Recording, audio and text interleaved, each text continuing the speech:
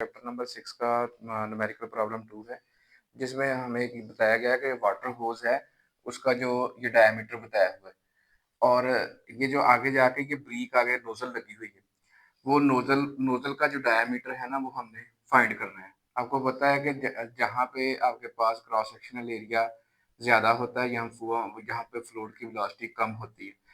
तो यहाँ पे क्रॉस सेक्शनल एरिया ये ज़्यादा है यानी डायमीटर 1 सेंटीमीटर है। 1 सेंटीमीटर यानी इतना डायमीटर है आपके पास, वहाँ पे फ्लूइड की वेलोसिटी 1 मीटर पर सेकंड है। और जो नोज़ल का डायमीटर है वो हमने फाइंड करना है और जो नोज़ल से पानी जो है बाहर आ रहा है, वो उसकी वेलोसिटी बहुत ज़्यादा है यानी 21 मीटर पर सेकंड है। तो इसका मतलब है नोज़ल ज़ाहिर-सी बात है बहुत ब्रीक होगी, तो तभी वहाँ पे फ्लूइड की वेलोसिटी इतनी ज़्यादा बढ़ गई है। आपको पता है इक्वेशन ऑफ कंटीन्यूटी में हमने पढ़ा है कि cross sectional area into velocity constant होता है, यानी A1 V1 is equal to A2 V2। अच्छा, इसी सिचुएशन में आ जाते हैं। ये देखिए, आपके पास जो A1 है, ठीक है? ये इस बड़े वाले जो हॉर्स पाइप है उसका क्रॉस सेक्शनल एरिया है और क्रॉस सेक्शनल एरिया होता है pi R square, so pi into R one का स्क्वायर और इंटू ये V1 वेलोसिटी। अच्छा, अब यहाँ पे आपके पास पता है कि ये जो रेडियस है, ये एक्चुअली हमें गिवन डायामीटर है। सो जो रेडियस होता है, ये डायामीटर का हाफ होता है, यानी ये आपके पास डायामीटर है और इसका हाफ, ये वाली चीज आपके पास रेडियस है। तो रेडियस की जगह हमने हाफ ऑफ द डायमीटर जो है वो पुट कर दिया। अच्छा, अब इसी तरह अगर दूसरी साइड पे चलें तो ये A2 इंटू V2 है। अब ये जो क्रॉस सेक्शनल एरिया है, क्योंकि वो पाइप जाहिर सी बात है गोल है, तो उसका रेडियस हमें मिसाल के तौर पे जब दे दें तो पाई आर स्क्वायर उसका फार्मूला होता है किसी सर्कल के जो एरिया निकालने का। तो यहाँ पे भी पाई इंटू R2 का स्क्वायर और इसी तरह जो है R2 का स्क्वायर जो है वो डायमीटर 2/2 का स्क्वायर, यानी ये रेडियस की जगह हमने हाफ ऑफ द डायमीटर जो है वो पुट कर दिया। अब यहाँ पे देखें कि पाई इस पाई से कैंसिल हो गए। अच्छा, अब हमारा मकसद यहाँ पे जो नोजल है उसका डायमीटर मालूम करना है। हम यहाँ पे अगर स्क्वायर खोल दें तो ऊपर D2 का स्क्वायर बाय 4 आ जाएगा और इधर D1 का स्क्वायर बाय 4 आ जाएगा और ये बाय 4 जो है ये इधर कैंसिल हो गया।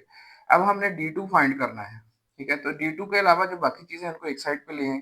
सो यहाँ पे है D1 का स्क्वायर इंटू वेलोसिटी 1, ये V2 आके इधर डिवाइड होगी और ये उसका आ गया आपके पास अंडर रूट। अंडर रूट इसलिए कि यहाँ पे D2 का स्क्वायर था, हमने D2 फाइंड करना था तो अंडर रूट ले लिया। अब यहाँ पे D2 इज इक्वल टू, अब इसका अंडर रूट लिखा है, ये D1 का स्क्वायर था, स्क्वायर अंडर रूट से कट गया, ये आ गया आपके पास V1 बाय V2 का अंडर रूट आ गया। अच्छा, अब डायामीटर जो आपके पास बिग वाला पाइप था, इसका जो डायामीटर था वो गिवन है, दैट इज 1 सेंटीमीटर। सो हमने ये वो 1 सेंटीमीटर पुट कर दिया। अच्छा, उसके बाद जो है ये आपके पास आ गई V1 वेलोसिटी। ये जो बड़े पाइप से जो वेलोसिटी फ्लूइड की है, वाटर की है, वो 1 मीटर पर सेकंड है, सो हमने वो पुट कर दी। और जो छोटी नोजल है वहां से जो वेलोसिटी है दैट इज V2, सो हमने V2 की जगह पे ये 21 मीटर पर सेकंड जो है वो पुट कर दिया। अब आप देखें कि ये 1 है और ये 1 का स्क्वायर रूट 1 ही होता है, तो नीचे आपके पास 21 का अंडर रूट आएगा, तो 1/21 अंडर रूट आपके पास आंसर आ गया 0.218। और इसके साथ देखिए यूनिट सेंटीमीटर ही लिखेंगे। अगर अगर हमने ये रेडियस वगैरह, ठीक है ना, या डायमीटर किसी और जगह किसी और फार्मूले में पुट करने होते, ठीक है, तो हम इसको लाजमी जो है वो स्टैंडर्ड यूनिट में लेके आते।